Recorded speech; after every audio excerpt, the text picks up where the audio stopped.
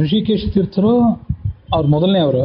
ಅಲ್ಲಿಂದ ಈಗಿರುವಂಥ ವಿದ್ಯಾಧೀಶ ತೀರ್ಥರು ಹೇಳಿದ್ದಾರೆ 30ನೇ ಪೀಠಾಧಿಪತಿ ಆ ಪರಂಪರೆಯಲ್ಲಿ. ಋಷಿಕೇಶ ತೀರ್ಥರು, ಸಮಾತ್ಮೇಶ ತೀರ್ಥರು, ಸಂಭವ ತೀರ್ಥರು ಅಂತ ಹೀಗೆಲ್ಲ ಅಲ್ಲಿ ಮುಂದುವರೆದರು. 29ನೇ ಪೀಠಾಧಿಪತಿಗಳು ವಿದ್ಯಾಮಾನ್ಯ ತೀರ್ಥರು ಅಂತೇಳಿ. ಈ ಹಿಂದೆ ನಮ್ಮ ಕಾಲದಲ್ಲಿದ್ದಂಥವರು ಸತ್ಯಧ್ಯಾನ ತೀರ್ಥರ ಶಿಷ್ಯರಾದವರು. ಆ ಋಷಿಕೇಶ ತೀರ್ಥರು ಗಂಗಾ ನದಿಯ ತೀರದಲ್ಲಿ ತಮ್ಮ ಜೀವಮಾನದ ಉತ್ತರಾರ್ಧವನ್ನೆಲ್ಲ ಕಳೆದರು. ಅದು ಗಂಗಾ ನದಿಯಲ್ಲೇ ಅವರು ಪ್ರವೇಶ ಮಾಡಿಬಿಟ್ರು ಅಂತ ಅದ್ರ ಬಗ್ಗೆ ಕಥೆ ಕೇಳ್ತೀವಿ. ಕ್ರಿಸ್ತ ಶಕ 1289 ಪಲಿಮಾರ ಮಠದಲ್ಲಿರುವಂಥ ದಾಖಲೆಗಳ ಪ್ರಕಾರ. ಎಷ್ಟು ವಯಸ್ಸಾಗಿತ್ತು ಅದ್ರ ಬಗ್ಗೆ ಎಲ್ಲ ನಮಗೆ ಹೆಚ್ಚು ಮಾಹಿತಿ ಸಿಗೋದಿಲ್ಲ. ಅಂತ ಅದ್ಭುತವಾದಂಥ ಸನ್ಯಾಸ ಜೀವನ ನಡೆಸಿದವರು. ಮತ್ತು ಅವರು ಬರೆದಿಟ್ಟಂಥ ಆ ಋಷಿಕೇಶ ತೀರ್ಥರ ಮೂಲ ಪಾಠ, ಮಧ್ವಾಚಾರ್ಯರ ಸರ್ವಮೂಲದ ಮೂಲ ಪಾಠ ಇವತ್ತು ಆ ಪಲಿಮಾರ ಮಠದಲ್ಲಿ ಕಾಣಿಸ್ತದೆ. ಅದನ್ನು ಗೋವಿಂದಾಚಾರ್ಯ ಸಂಶೋಧನೆ ಮಾಡಿ ಈಗಿರುವಂಥ ಪಾಠ, ಸರ್ವಮೂಲಕ್ಕೆ ಸಂಬಂಧಪಟ್ಟಂತೆ ಈಗ ನಾವು ಬಳಕೆಯಲ್ಲಿ ಇಟ್ಕೊಂಡಿರುವಂಥ ಪಾಠ, ಋಷಿಕೇಶ ತೀರ್ಥರು ಪ್ರಚಾರಕ್ಕೆ ತಂದಂಥ ಪಾಠ, ಅದ್ರ ಬಗ್ಗೆ ಇರುವಂಥ ಕೆಲವು ವ್ಯತ್ಯಾಸಗಳನ್ನು ಗೋವಿಂದಾಚಾರ್ಯ ಗುರುತಿಸಿದರು. ಹೀಗೆ ಆ ಋಷಿಕೇಶ ತೀರ್ಥರು, ಮುಂದೆ ಸಮಾತ್ಮೇಶ ತೀರ್ಥರು, ಸಂಭವ ತೀರ್ಥರು ಅಂತ ಹೀಗೆಲ್ಲ ದೊಡ್ಡ ದೊಡ್ಡ ವಿದ್ವಾಂಸರು ಬಂದಿದ್ದರು. 6ನೇ ಅವರೊಬ್ಬರು ರಾಜರಾಜೇಶ್ವರ ತೀರ್ಥ ಅಂತ, ಅತ್ಯಂತ ಪ್ರಚಂಡರಾದಂಥ ಪಾಂಡಿತ್ಯ, ಕಾವ್ಯ ಪಾಠವ ಅವ್ರದ್ದು. ಅವರು ಮಂಗಳಾಷ್ಟಕವನ್ನು ಬರೆದಿದ್ದಾರೆ. ಇದು ಶ್ರೀ ರಾಜರಾಜೇಶ್ವರೇಣಾಖ್ಯಾತಂ ಭಜತಾಮಭೀಷ್ಟ ಫಲದಂ ಸರ್ವಾಶುಭಧ್ವಂಸನಂ. ಮಂಗಳಾಷ್ಟಕ ನಾವು ಇವತ್ತೇನು ಹೇಳ್ತೀವಲ್ಲ ಅದು ಅವ್ರದ್ದು ರಚನೆ. ಲಕ್ಷ್ಮೀದೇಶ ಪರಿಗ್ರಹ ಕಮಲಭೂ ಸುನುರ್ಗರುತ್ಮಾನ್ ರತಃ ಅಂಥೇಳಿ. ಆ ರಾಜರಾಜೇಶ್ವರಿ ತೀರ್ಥರು ಅನ್ನೋರು ಅಷ್ಟು ಶ್ರೇಷ್ಠರಾದಂಥ ಸನ್ಯಾಸಿಗಳು. ಶ್ರೀನಿಧಿ ತೀರ್ಥರು, ವಿದ್ಯೇಶ ತೀರ್ಥರು, ಶ್ರೀವಲ್ಲಭ ತೀರ್ಥ, ಜಗದ್ಭೂಷಣ ತೀರ್ಥ ಅಂತ ಹೀಗೆ ಅನೇಕ ಜನ ಸನ್ಯಾಸಿಗಳು ಅವರ ಮುಂದೆ ಆ ಪರಂಪರೆಯಲ್ಲಿ ಆಗಿ ಹೋದರು. ಮುಂದೆ 24ನೇಯವರೊಬ್ಬರು ರಘುಪ್ರವೀರ ತೀರ್ಥ ಅಂತ ಒಬ್ಬರಿದ್ದರು. ಅವರಿಗೆ ಪಿಲಿಕೆರ್ತಿ ಸ್ವಾಮಿಗಳು ಅಂತ ಕರೀತಾರೆ. ತುಳುವಿನಲ್ಲಿ ಹುಲಿಯನ್ನು ಕೊಂದ ಸ್ವಾಮಿಗಳು ಅಂತ. ಅವರ ವೃಂದಾವನ ಆ ಕೃಷ್ಣ ಮಠದ ಆ ಪರಿಸರದಲ್ಲೇ ಇದೆ. ಆ ವೃಂದಾವನದ ಮೇಲೊಂದು ಹುಲಿಯ ಚಿತ್ರವೂ ಕೂಡ ಇದೆ. ಅದೇನಂತಂದರೆ ಮಠದ ಆ ಪರಿವಾರದಲ್ಲಿರುವಂಥ ಗೋವುಗಳಿರ್ತಾವಲ್ಲ, ಇವತ್ತು ಕೃಷ್ಣನ ಸಮೀಪದಲ್ಲಿ ಆ ಗೋವುಗಳಿವೆಯಲ್ಲ, ಆ ಗೋವುಗಳು ಒಂದು ಬಾರಿ ಆ ಗೋವುಗಳ ಪೈಕಿ ಒಂದು ಗೋವು ಎಲ್ಲೋ ಹೋಯಿತು. ಅದು ಎಷ್ಟೋ ಹೊತ್ತಾದ್ಮೇಲೂ ಬರಲಿಲ್ಲ. ಅವರು ಬರದೇ ಇದ್ದಾಗ ಅವರಿಗೆ ಬಹಳ ಆತಂಕ ಆಯಿತು. ಕೊನೆಗೆ ಗೊತ್ತಾಯಿತು ನರ್ಮದಾ ಅನ್ನುವಂಥ ಗೋವನ್ನು ಯಾವುದೋ ಒಂದು ಹುಲಿ ಕೊಂದು ಹಾಕಿದೆ ಅಂತೇಳಿ. ನಿತ್ಯ ಕೃಷ್ಣನ ಪೂಜೆಗೆ ಆ ಹಾಲನ್ನು ಉಪಯೋಗ ಮಾಡ್ತಾಯಿದ್ರು. ಅದು ಬಹಳ ಖೇದ ಆಯಿತು ಅವರಿಗೆ. ಅವರು ಪೂಜೆಗೆ ಹೇಳಲಿಲ್ಲ, ಧ್ಯಾನಸ್ಥರಾಗಿ ಕೂತುಬಿಟ್ರಂತೆ ಸ್ವಾಮಿಗಳು. ಆಗ ಹಸುವನ್ನು ಕೊಂದಂಥ ಹುಲಿ ಅಲ್ಲಿ ಮಹಾದ್ವಾರದ ಬಳಿಗೆ ಬಂದು ಒದ್ದಾಡಿ ಪ್ರಾಣ ಬಿಟ್ಟಿತ್ತು ಹುಲಿ. ಅದಕ್ಕಾಗಿ ಪಿಲಿಕೆರ್ತಿ ಸ್ವಾಮಿಗಳು ಅಂತ ಕರೀತಾರೆ ಅವರನ್ನು. ಮುಂದೆ ಸ್ವಾಮಿಗಳು ಸ್ನಾನ ಮಾಡಿ ಪೂಜೆ ಮುಗಿಸಿ ಭಿಕ್ಷೆ ಸ್ವೀಕಾರ ಮಾಡಿದರು. ಅವ್ರ ಬಗ್ಗೆ ಹೀಗೊಂದು ಕೇಳ್ತೀವಿ. ಈಗ ನಮಗೆ ನಾವು ಉತ್ತರಾದಿ ಮಠದವರು ಆದಂಥ ನಮಗೆ ಉತ್ತರಾದಿ ಮಠದ ಮಹಾಪುರುಷರ ಬಗ್ಗೆ ಎಲ್ಲ ಗೊತ್ತು, ಅವ್ರ ಪವಾಡಗಳ ಬಗ್ಗೆ ಗೊತ್ತು. ಇನ್ನೂ ಅನೇಕ ಜನ ಇಂಥ ಶ್ರೇಷ್ಠರಾದಂಥ ಸನ್ಯಾಸಿಗಳಿದ್ದಾರೆ. ಅವರು ಮಾಡಿದಂಥ ಅನೇಕ ಪವಾಡಗಳು ಎಲ್ಲ ಇವೆ. ಅದ್ರ ಬಗ್ಗೆ ಇದೊಂದು ಪುಸ್ತಕವೂ ಇದೆ. KS ವಾದಿರಾಜನವರು ರಚನೆ ಮಾಡಿದಂಥ ಅಷ್ಟಮಠದ ಯತಿವರರು ಅಂತೇಳಿ. ಅಲ್ಲಿಂದ ಕೆಲವು ಈ ಸಂಗತಿಗಳನ್ನು ನಾನು ನಿಮ್ಮೆದುರಿಗೆ ಹೇಳ್ತಿದ್ದೇನೆ. ಆಶ್ರಮ ಸ್ವೀಕಾರ ಮಾಡಿದ ಪ್ರಾರಂಭ ಈ ರಘುಪ್ರವೀರ್ ತೀರ್ಥರು, ಹುಲಿಕೊಂದ ಸ್ವಾಮಿಗಳು ಸ್ವಲ್ಪ ಅಷ್ಟೇನು ಬುದ್ಧಿವಂತರಲ್ಲ. ಅವರು ಏನೋ ಕಾರಣಕ್ಕಾಗಿ ಬೇಗ ಆಶ್ರಮ ಆಗಿಬಿಟ್ಟಿತ್ತು. ಮಾತು ಉಗ್ಗುತ್ತಾ ಇತ್ತು. ಜನ ಅವ್ರ ಬಗ್ಗೆ ಏನೋ ಸ್ವಲ್ಪ ತಾತ್ಸಾರ ಮಾಡ್ತಿದ್ರಂತೆ. ಆಗ ಅವರು ಘಟಿಕಾಚಲಕ್ಕೆ ಹೋದರು. ತಮಿಳುನಾಡಿನಲ್ಲಿ ಘಟಿಕಾಚಲ ಅಂತ. ಘಟಿಕಾಚಲದ ನಿಂತ ಶ್ರೀ ಹನುಮಂತ ಅಂತ ಹಾಡಿದಲ್ಲ, ಅದೇ 48 ದಿವಸ ಸುಂದರಕಾಂಡ ಪಾರಾಯಣ ಮಾಡಿದರು.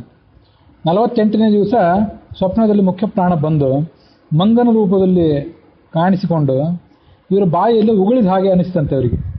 ನನ್ನದೊಂದು ಪ್ರತೀಕ ಸರೋವರದಲ್ಲಿದೆ, ಅದನ್ನು ತೊಗೊಂಡೋಗಿ ಮಠದಲ್ಲಿ ಸ್ಥಾಪನೆ ಮಾಡು ಅಂತ ಹೇಳಿದರು. ಆ ಪ್ರಕಾರ ಆ ಸುಂದರವಾದಂಥ ಪ್ರಾಣದೇವರ ಮೂರ್ತಿಯನ್ನು ಹೊರಗೆ ತೊಗೊಂಡು ಬಂದರು. ಅಲ್ಲಿಂದ ಈ ರಘುಪ್ರವೀರ ತೀರ್ಥರು ಸಿದ್ಧ ಪುರುಷರಾಗಿ ಹೋದರು.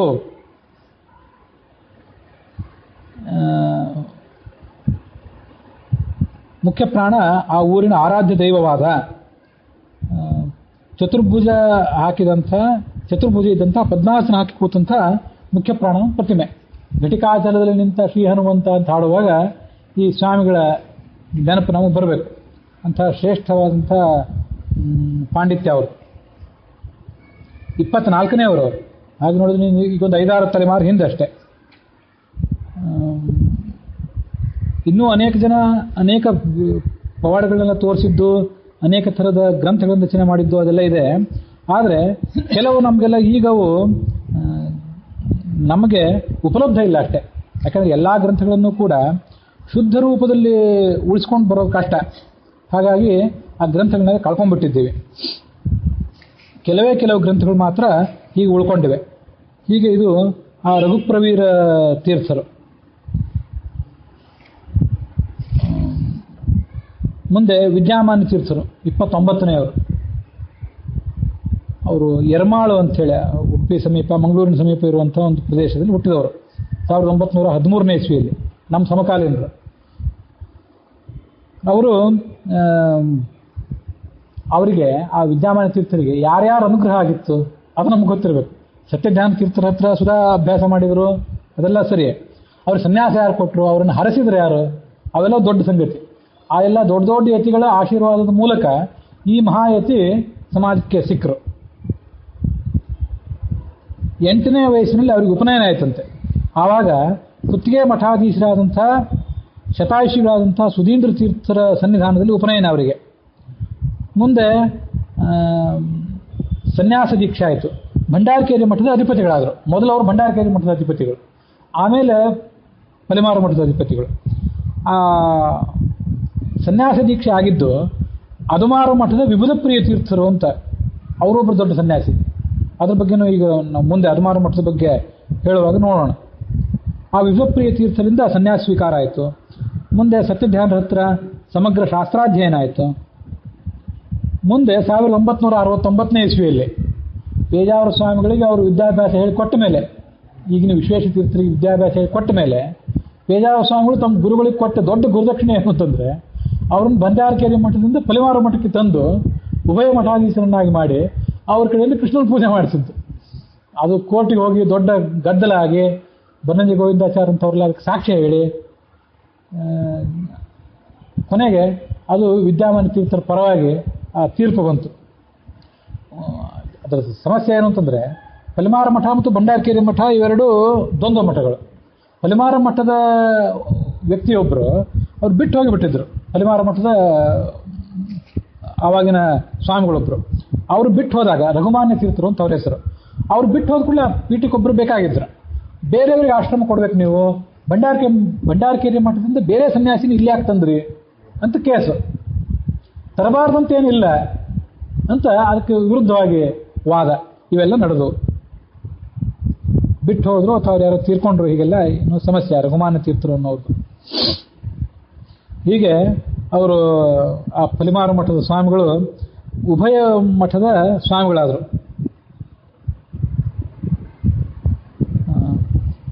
ರಘುಮಾನ್ಯ ತೀರ್ಥರ ನಂತರ ರಘುವಲ್ಲಭ ತೀರ್ಥರು ಅಂತ ಒಬ್ಬರು ಇದ್ರು, ಅವರು ಬಿಟ್ಟು ಹೋದವರು ಅಂತ ಕಾಣಿಸ್ತದೆ. ಆ ರಘುವಲ್ಲಭ ತೀರ್ಥರಿಂದ ಇವರಿಗೆ ಸನ್ಯಾಸ ಸ್ವೀಕಾರ ಆಯಿತು. ರಘುಮಾನ್ಯ ತೀರ್ಥರು ಇದ್ದರು, ಅವರು ಘಟಿಕಾಚಲದಲ್ಲಿ ಪ್ರಾಣ ಪರಿತ್ಯಾಗ ಮಾಡಿದರು, ವೃಂದಾವನಸ್ಥರಾದರು ಅಂತ 28ನೇವರು. ಅದಾದ ಬಳಿಕ ರಘುವಲ್ಲಭ ತೀರ್ಥರು ಅಂತಿದ್ರು, ಅವರು ಸನ್ಯಾಸ ಎಲ್ಲ ಬಿಟ್ಟು ಹೋದರು. ಇವರಿಗೆ ಒಪ್ಪಿಸಿ ಹೋದರು.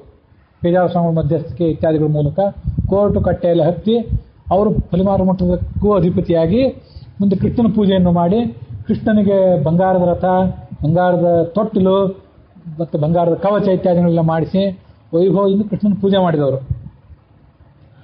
ಅವರು ಶಿಷ್ಯರೇ ಎಷ್ಟು ದೊಡ್ಡವರು ಅಂತಂದರೆ, ಅವರ ಶಿಷ್ಯರಲ್ಲಿ ಅತ್ಯಂತ ದೊಡ್ಡ ಶಿಷ್ಯರು ಅಂದರೆ ಪೇಜಾವರ ಸ್ವಾಮಿಗಳು ವಿಶ್ವೇಶ ತೀರ್ಥರು. ಮುಂದೆ ಪಲಿಮಾರು ಮಠದ ಉತ್ತರಾಧಿಕಾರಿಯಾಗಿ ಈಗಿರುವವರು ವಿದ್ಯಾಧೀಶ ತೀರ್ಥರು, ಅವರೊಬ್ಬ ಶಿಷ್ಯ. ಭಂಡಾರಕೇರಿ ಮಠ ಅವರ ಮೂಲ ಮಠ, ಅದರ ಶಿಷ್ಯರು ವಿದ್ಯೇಶ ತೀರ್ಥರು. ಮತ್ತು ಸುಗುಣೇಂದ್ರ ತೀರ್ಥರು ಅಂಥೇಳಿ ಕುತ್ತಿಗೆ ಮಠದ ಸ್ವಾಮಿಗಳು ಈಗಿರುವವರು, ಅವರಿಗೂ ಇವರೇ ಗುರುಗಳು. ಮತ್ತು ವಿಶ್ವಪ್ರಿಯ ತೀರ್ಥರು ಅಂತ ಅದಿಮಾರು ಮಠದವರು ಈಗಿರುವವರು. ವಿಶ್ವಪ್ರಿಯ ತೀರ್ಥರ ನಂತರ ಈಗ ಈಶಪ್ರಿಯ ತೀರ್ಥರು ಅಂತ ಮತ್ತೊಬ್ಬರಿದ್ದಾರೆ, ಕಿರಿಯ ಸ್ವಾಮಿಗಳು. ಆ ಕಿರಿಯ ಸ್ವಾಮಿಗಳೆಲ್ಲ ಈಗಿರುವ ಹಿರಿಯ ಸ್ವಾಮಿಗಳಿಗೆ, ವಿಶ್ವಪ್ರಿಯ ತೀರ್ಥರಿಗೆ ಪಾಠ ಹೇಳಿದವರು. ಹೀಗೆ 4 ಜನ, ವಿಶ್ವಪ್ರಿಯ ತೀರ್ಥರು, ವಿದ್ಯಾಧೀಶ ತೀರ್ಥರು, ವಿದ್ಯೇಶ ತೀರ್ಥರು, ಸುಗುಣೇಂದ್ರ ತೀರ್ಥರು, ಈ 4 ಜನ ಶಿಷ್ಯರನ್ನ ಪರಿಮಾರುವಂಥ ಉಡುಪಿ ಹತ್ರ ಏನಿದೆಯಲ್ಲ, ಖ್ಯಾತವಾದಂಥ ಒಂದು ಶಾಂತವಾದ ಪರಿಸರ, ಅಲ್ಲಿ ಕೂಡಿಸ್ಕೊಂಡು ಅನವರತವಾಗಿ ಪಾಠ ಪ್ರವಚನ ಮಾಡಿ ಇವ್ರನ್ನೆಲ್ಲ ತಯಾರು ಮಾಡಿದವರು. ಪೇಜಾವರ ಸ್ವಾಮಿಗಳಂತೆ ಅವರಿಗೆ ಬೇರೆ ರಾಜಕಾರ್ಯ ಸಮಾಜ ಕಾರ್ಯ ಇದ್ಯಾವುದೂ ಇಲ್ಲ. ಅದರಿಂದ ಅನವರತವಾಗಿ ಪಾಠ ಪ್ರವಚನದಲ್ಲೇ ಆಸಕ್ತರಾಗಿದ್ದವರು. ಪ್ರಯಾಗ ಮಾಧ್ವ ಮಠ ಅಂತ ಒಂದಿದೆ ಅಲಹಾಬಾದ್ನಲ್ಲಿ. ಅಲ್ಲಿರುವಂಥ ಒಬ್ಬ ಸನ್ಯಾಸಿಗಳಿಗೂ ಇವರೇ ಪಾಠ ಹೇಳಿದವರು. ಅದು ಆ ಪರಿಮಾರ ಮಠದ ಒಂದು ಶಾಖಾ ಮಠ ಅಂತ ಈಗಿದೆ. ಅಲ್ಲಿ ಒಬ್ಬರು ಸನ್ಯಾಸಿಗಳಿದ್ದಾರೆ. ಕುಂದಾಪುರ ವ್ಯಾಸರಾಜ ಮಠದ ಲಕ್ಷ್ಮೀಂದ್ರ ತೀರ್ಥರು ಅವರೆಲ್ಲ ವಿದ್ಯಾಮಾನ ತೀರ್ಥರ ಹತ್ರವೇ ವಾಸ ಮಾಡಿಕೊಂಡಿದ್ದವರು. ಮಧ್ವಾಚಾರ್ಯರ ಬಳಿಕ ಕಾಷ್ಟಮೌನ ವ್ರತ ಮಾಡಿದವರು. 48 ದಿವಸ ಕಾಷ್ಟಮೌನ ವ್ರತ ಮಧ್ವಾಚಾರ್ಯ ಮಾಡಿದ್ರು ಅಂತ 9ನೇ ಸರ್ಗದಲ್ಲಿ 8ನೇ ಸರ್ಗದಲ್ಲಿ ಬಂದಿತ್ತು. ಕಾಷ್ಟಮೌನ ಅಂದರೆ ಕಟ್ಟಿಗೆಯಂತೆ ಮೌನವಾಗಿರೋದು. ಹಾಗೆ 48 ದಿವಸ ಕಾಷ್ಟಮೌನ ವ್ರತ ಮಾಡಿದವರು ಇವರು. ಮುಂದೆ ರಾಜೇಂದ್ರ ಪ್ರಸಾದ್, ರಾಧಾಕೃಷ್ಣನ್, ಅನಂತಶಯನ ಅಯ್ಯಂಗಾರ್ ಲೋಕಸಭಾಧ್ಯಕ್ಷ, ಆ ಮಹನೀಯರೆಲ್ಲ ಇವ್ರ ಹತ್ರ ಬಂದು ಇವರು ಆಶೀರ್ವಾದ ಪಡ್ಕೊಂಡಿದ್ರು ಅಂತ ಇದನ್ನೆಲ್ಲ ಕೇಳ್ತೇವೆ. 71ರಲ್ಲಿ ಕೃಷ್ಣದೇವರಿಗೆ ಚಿನ್ನದ ತೊಟ್ಟಿಲು, 86-87ರಲ್ಲಿ ಚಿನ್ನದ ರಥ, ವಜ್ರದ ಕಿರೀಟ, ಇದನ್ನೆಲ್ಲ ಭಕ್ತರ ಸಹಕಾರದಿಂದ ಮಾಡಿದರು. ಮುಂದೆ 2000ನೇ ಇಸ್ವಿಯಲ್ಲಿ ಶಾಲಿವಾಹನ ಶಕ 1922ನೇ ಇಸ್ವಿ ವೈಶಾಖ ಶುಕ್ಲ ಏಕಾದಶಿ ದಿವಸ ಉಡುಪಿಯಲ್ಲೇ ಪೇಜಾವರ ಸ್ವಾಮಿ ಪರ್ಯಾಯವೇ ಇತ್ತು ಅವಾಗ. ಆ ಸಂದರ್ಭದಲ್ಲಿ ಕೃಷ್ಣನ ಪಾದಾರವಿಂದವನ್ನು ಅವರು ತಲುಪಿದ್ರು. ಅಷ್ಟು ದೊಡ್ಡ ಸನ್ಯಾಸಿ.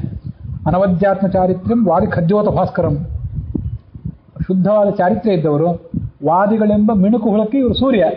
ಇವ್ರ ಮುಂದೆ ಉಳಿದ ವಾದಿಗಳೆಲ್ಲ ಮಿಣುಕು ಹುಳದಂತೆ.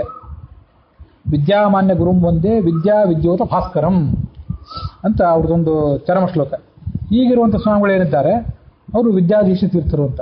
ಅವರು ಕೂಡ ಗುರುಗಳಿಗೆ ತಕ್ಕ ಶಿಷ್ಯರೇ. ಅಷ್ಟು ವ್ರತ, ನಿಷ್ಠೆ, ಪಾಠ ಪ್ರವಚನ ಮೊದಲಾದವುಗಳನ್ನು ಮಾಡಿಕೊಂಡಿರುವಂಥ ಸ್ವಾಮಿಗಳು. ಇಲ್ಲಿಗೆ ಇವತ್ತಿನ ಈ ಭಾಗ ಸಮಾಪ್ತಿಯನ್ನು ಕಂಡಿದೆ.